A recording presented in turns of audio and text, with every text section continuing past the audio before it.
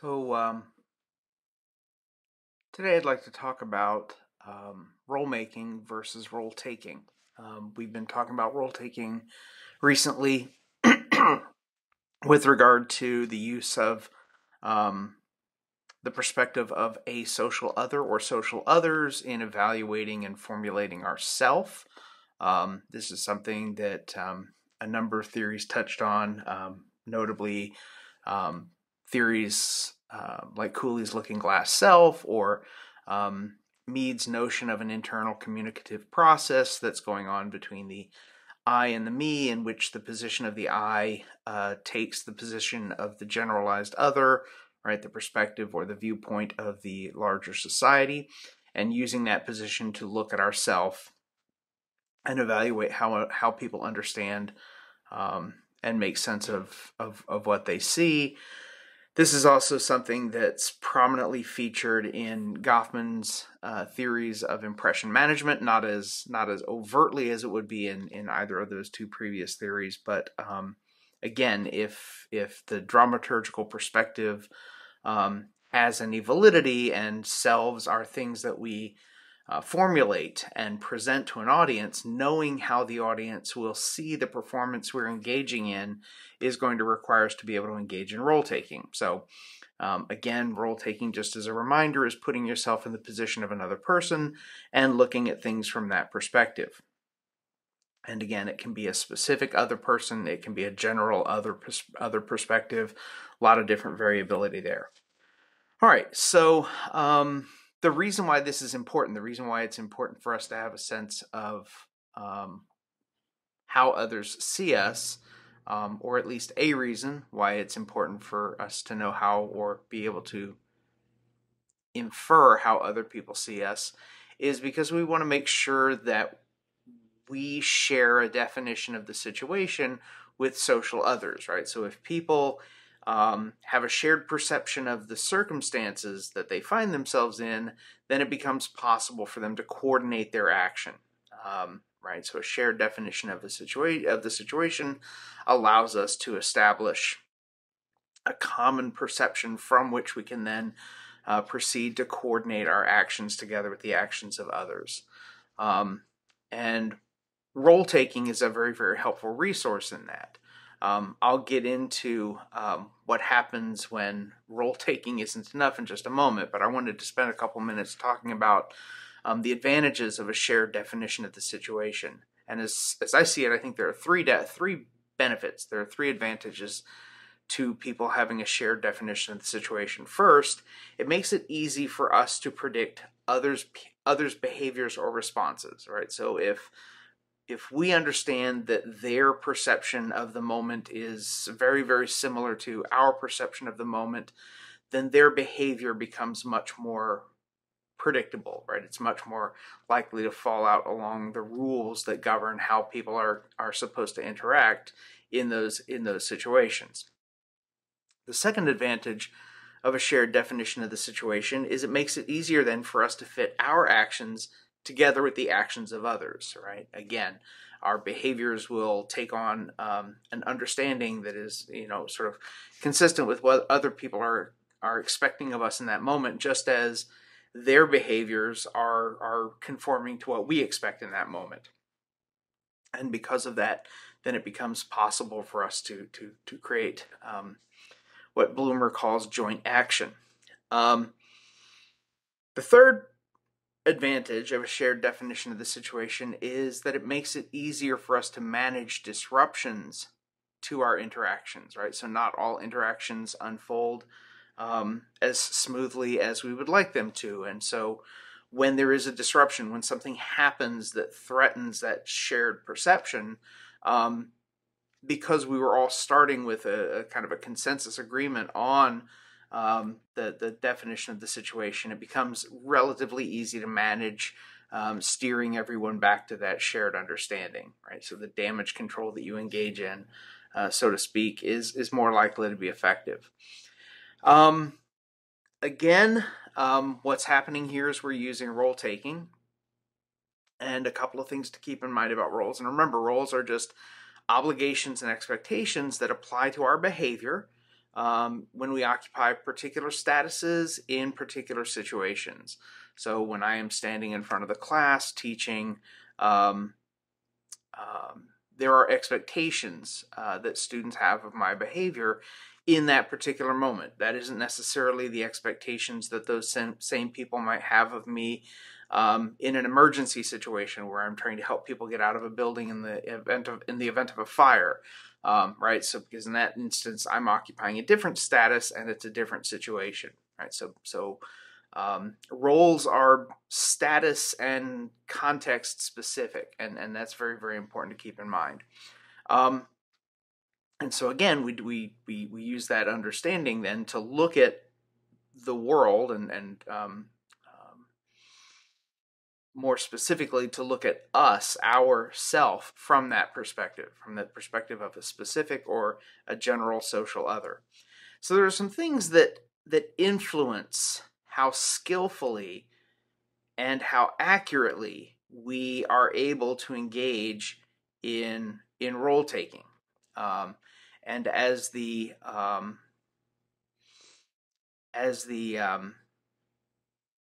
influences sort of decline, we're much less likely to engage in role taking and more likely to engage in role making. And again, I'll talk about role making in just a moment, but what I want to do is I want to set up an understanding, or at least a reminder, of what we've covered so far with regard to role taking, so that you understand that role making is kind of an improvisational thing that we're going to do, when role taking isn't really allowing us to do what we normally do with that ability, right? So when role taking kind of fails, we're going to engage in role making.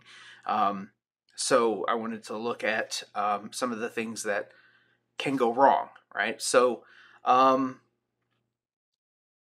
if we have extensive social experiences, right? We've had a lot of encounters, a lot of interactions. We're broadly familiar with a wide range of people and roles that exist in our society, in our community. Then we are going to be much more likely to be able to engage in role taking than if roles are unfamiliar to us, right? So, in essence, this is an argument about our familiarity with social situations and circumstances and social others. The second thing that's going to influence our skill and our accuracy in role taking is how conventional the identities or the performances are in a given situation, right? So when we are dealing with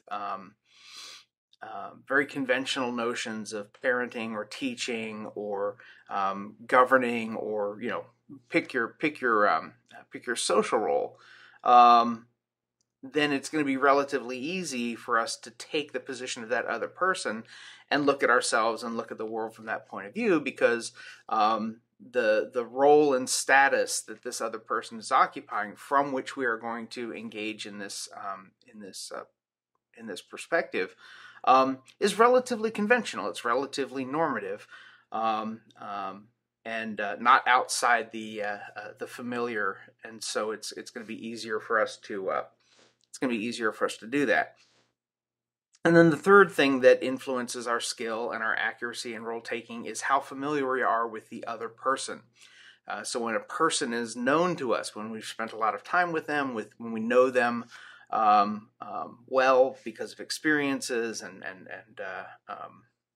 perhaps time, then it's going to be easier for us to step into that role and look at things from that perspective than somebody who is a stranger to us, right? Everybody has idiosyncrasies. Everybody has slightly different ways of doing the various roles that are associated with their statuses. I'm a slightly different teacher than maybe some other teachers, and so students who aren't familiar with my style might interpret certain things that I do when I teach in a way that's contrary to or different than how people who have taken multiple classes with me would see those same behaviors, right? The first time you see something new and different, it's kind of potentially going to take you back a little bit. and make you ask some questions. But once you realize that's this guy's style, or that's this particular person's take on things, your ability to use that person's perspective in this activity of role taking is going to be more likely to be skillful, and it's going to be more likely to be accurate. Right? You're gonna get a really good read on things from that person's perspective if they are somebody you know well. So conceptually, then, you can think of all of this as kind of setting up or falling along a continuum, and you've got things like experiences and settings and social others and the roles that people play, right? And so when experiences are limited,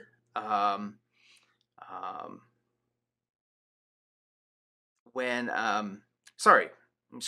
experiences are broad, you've had a lot of sort of broad experiences, then you're much more likely to be able to engage in role taking. You won't need to rely on role making because, again, you've had a breadth of experiences that are going to give you a good perspective on things.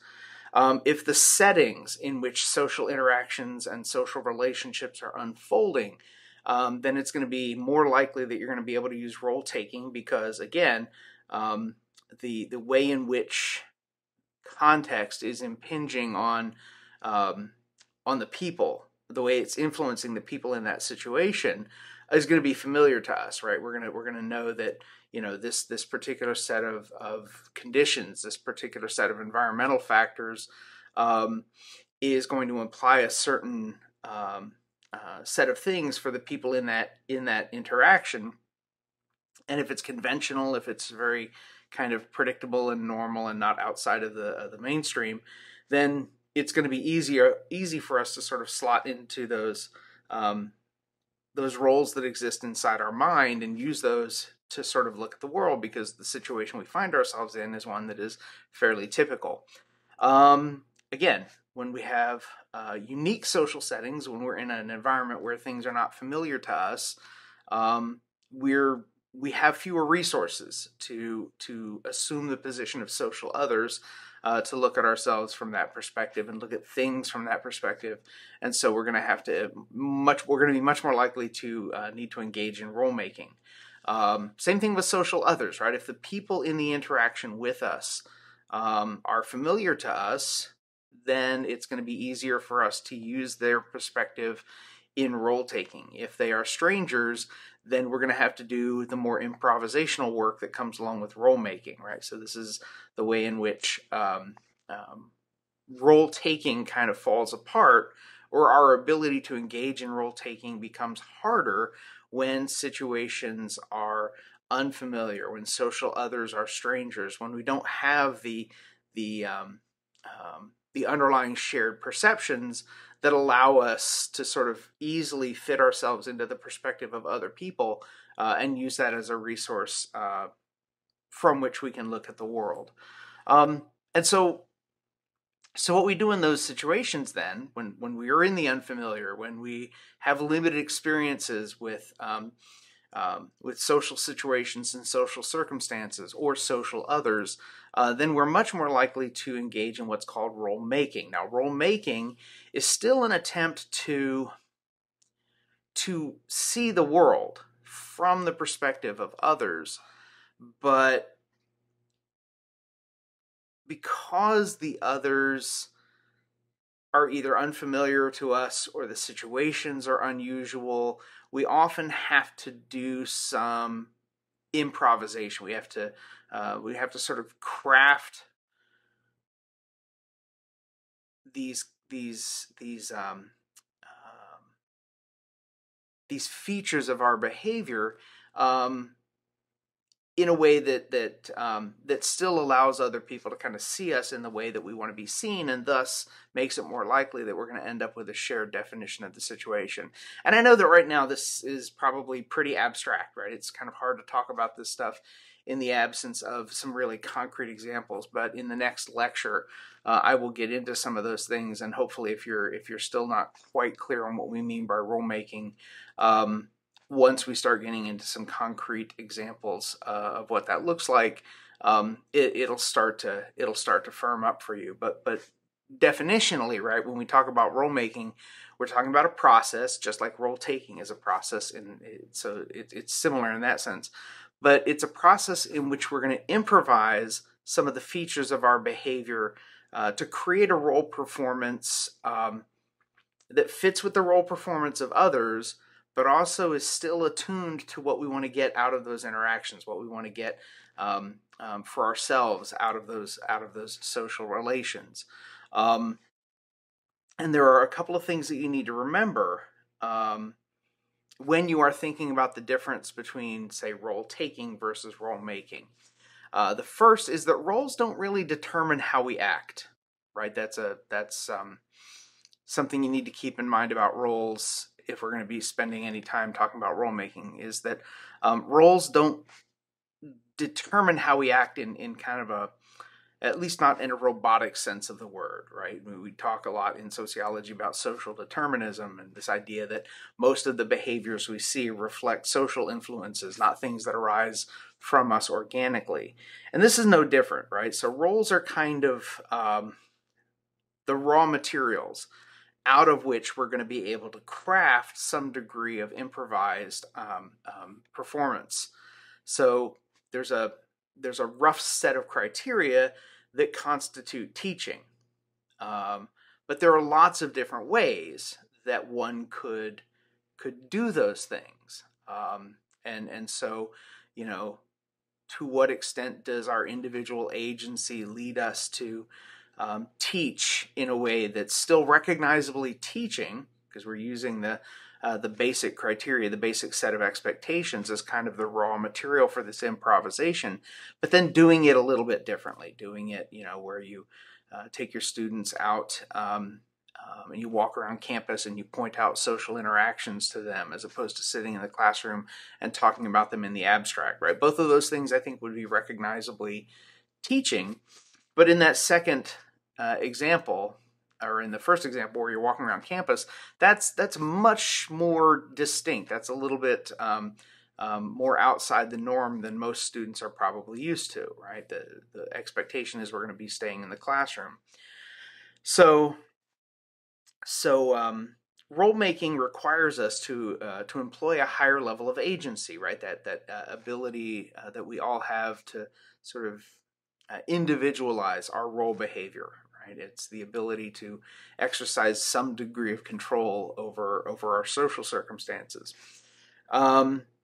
Roles do require us to utilize reflexive behavior, and so role making is going to be no different, right? When we engage in role making, we are still going to be attuned to how others see us, right? We're still going to use that kind of formulation of the I and the me to look at ourselves. But the problem is, of course, that the perspective from which we are looking at ourselves is maybe not familiar to us, or the circumstances in which people might be looking at us is an unconventional situation. Right? Again, there could be any number of disruptions to the environment in which we're engaging in this reflexive behavior and trying to establish interactions with people to create this shared definition of the situation. So we're going to use roles, but roles are kind of a resource rather than a script. You know, we're able to sort of go off script a little bit of variability there kind of works. The second thing to remember about roles as we start to transition into talking about role making is that roles do require us to be self-conscious, right? We have to be aware of ourself as a thing that other people see and that other people are forming impressions of, and other people are kind of engaging with on a cognitive level. They want to understand the self that we are, just as we want to understand the selves that they are, so that we can have a shared perception and a set of coordinated actions. So there are 5 different kinds of examples of role making that we're going to be talking about over the next several lectures.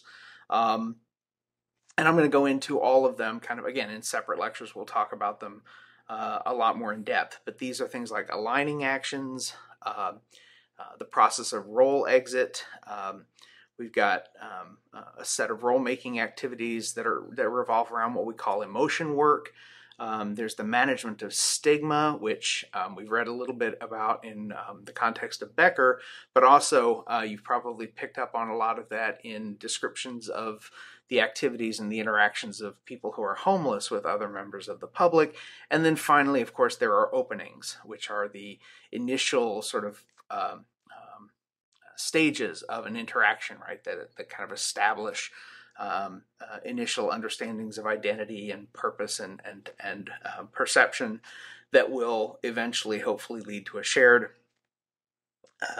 definition of that situation. So as I said, we're going to go into all of those a little bit more in depth over the next few lectures, but I just wanted to take this first lecture and just give you guys a little bit of a heads up and an overview of exactly what we're looking at and exactly what we're going to be talking about when we get into an analysis of role making. All right, so until the next lecture then, I will say goodbye.